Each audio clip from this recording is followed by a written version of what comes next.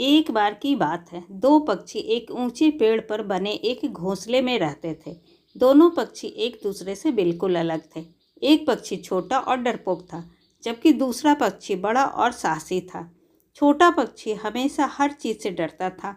वह हवा, बारिश और यहाँ तक कि जंगल के अन्य जानवरों से भी डरता था। दूसरी ओर बड़ा पक्षी किसी भी चीज़ से नहीं डरता था। तूफान आने पर भी वह आसमान में ऊंची उड़ान भरता था। अचानक एक दिन जंगल में तूफान आया। बहुत तेज हवा चल रही थी और बारिश भी हो रही थी। छोटा पक्षी बहुत भयभीत था। वह घोंसले के एक कोने में डरकर बैठ गया। हिलने डुलने से भी बहुत डरता था। दूसरी ओर बड़ा पक्षी थोड़ा भी नहीं डरा।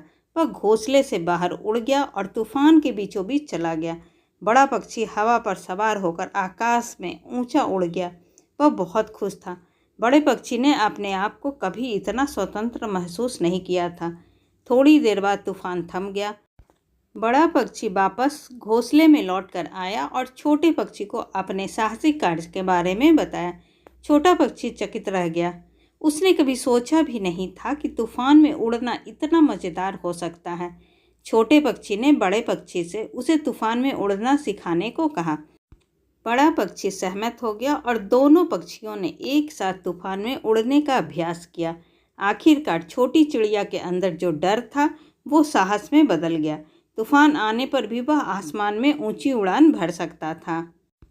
छोटा पक्षी तूफान में उड़ना सिखाने के लिए बड़े पक्षी का बहुत आभारी था।